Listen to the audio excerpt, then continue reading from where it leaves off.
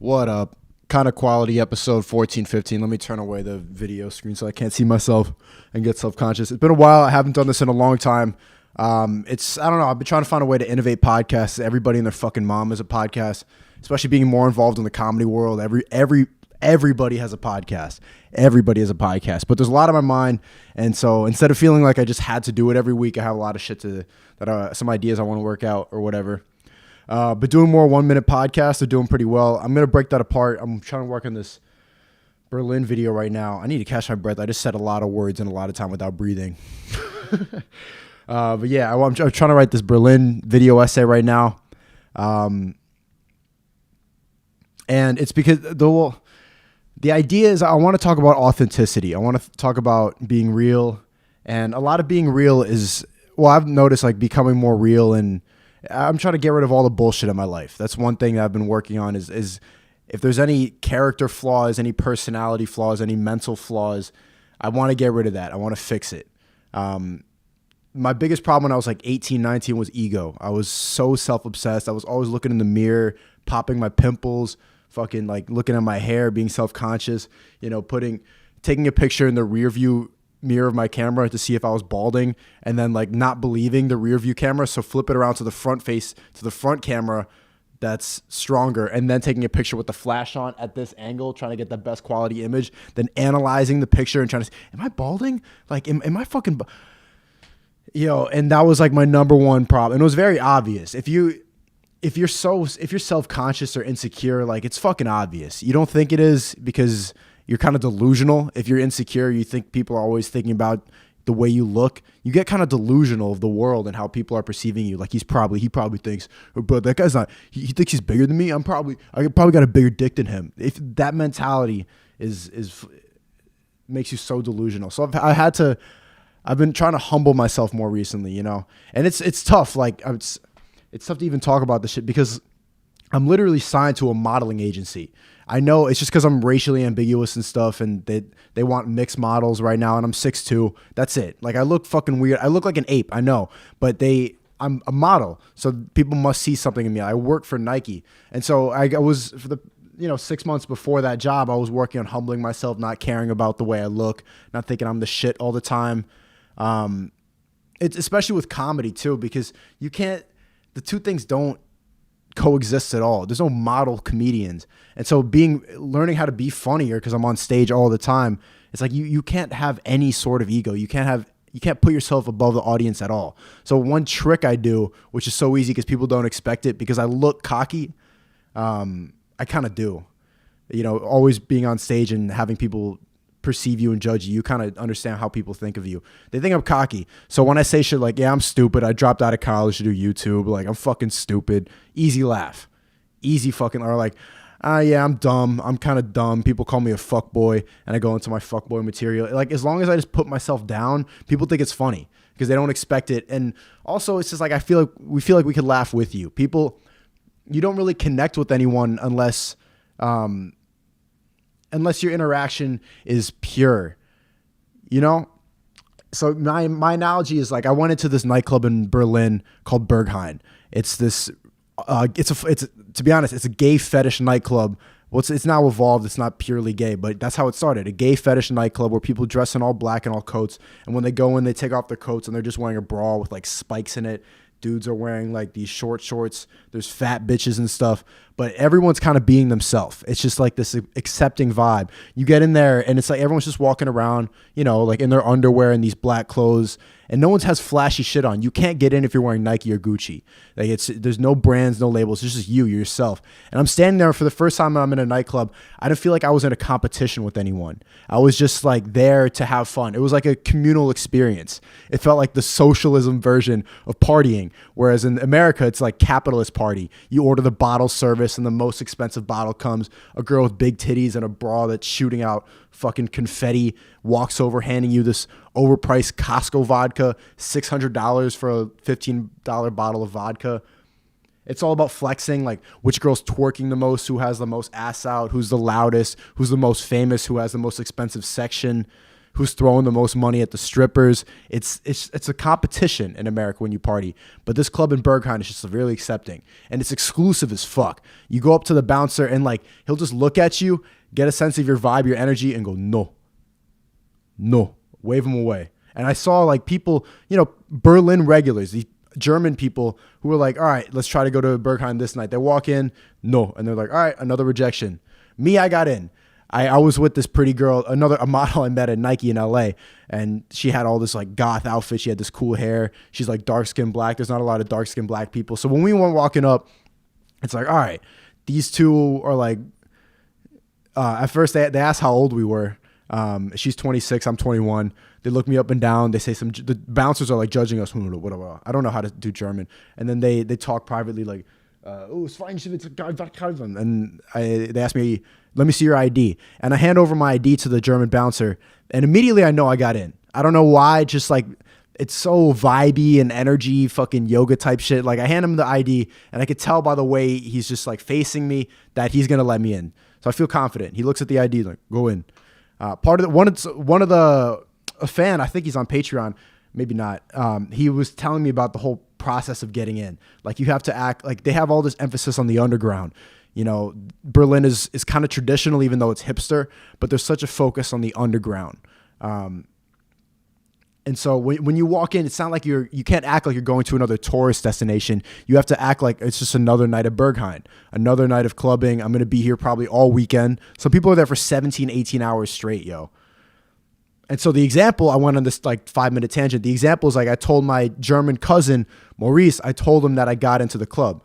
And then he's like, whoa, what day was it though? It probably wasn't packed. I'm like, oh, it was a Sunday. He's like, oh, that's why.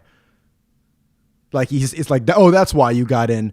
And it's just like, dude, the little interactions like that, like you could sense his jealousy and like he had to put me down he's never been to the club. So he had to put me down to as like an excuse. Oh, you probably just got in. They liked you because of your mix. Like, all right, man, just like, you could be like, cool, you got it to Berghain. I'm just telling you something that happened on my trip. I've never been to Berlin, never been to Germany. It's cool. Like I went to this club and it summarized my experience in Berlin. It's probably just because it was a Sunday.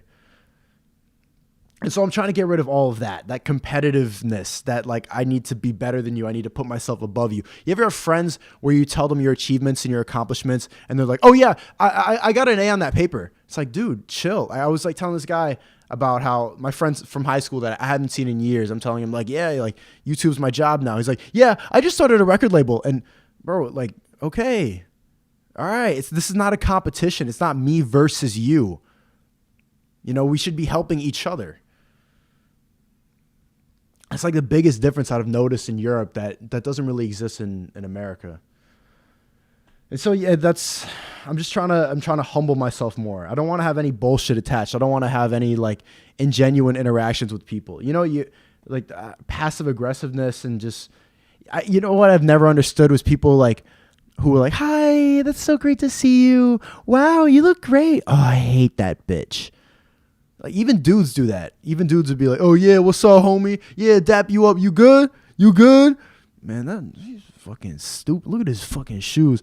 Just, oh shit, this is unplugged? No. Yeah, just no ingenuine, no false altercation with people. That's the video I'm trying to work on with Berlin, because that's a couple things I've learned. What else has been going on? Been doing more comedy. That was like the main thing I really wanted to talk about. But I'm just struggling. I'm going back to the Berghain thing. I've just been struggling to put that into a video essay. With the 1 minute podcast, is so easy. Well, it feels more fun and easy because it's just like natural conversation. You're just talking to people. And now going back to the whole scripted storytelling thing, it feels ingenuine in a way. It's part of like, I've been doing more comedy and I haven't been writing at all. To be honest, I haven't done any like serious joke writing in a while. I've just been perfecting the jokes that I have. You learn the mechanics of stand up and you realize like, if you take a sentence, you can make it funny. Any sentence, if you figure out the right energy to bring on stage or the right delivery, all that can be funny. And so even though some of my jokes are kind of mediocre and hacky, the way I present them, like I'm just getting it out there, or the rhythm of it. Even the rhythm could be funny. You can match the rhythm of an audience and they'll be tricked into laughing. I'm learning stuff like that. I'm trying to get a lot of you guys are messaging me on Patreon. I spent a couple hours this morning at a coffee shop trying to reply. There's a lot of them, and people always come and go on Patreon. People are coming and going all the time. So it's like someone will message 2 weeks and then I won't reply because I didn't check it in 2 weeks, and then they'll leave. And by the time I message them back, they're not even a patron anymore. So I can't blame you for not wanting to give me money forever. Speaking of money, the last video was obviously demonetized, the coronavirus video. I put titties in it. I was wondering if I was going to get taken down or not.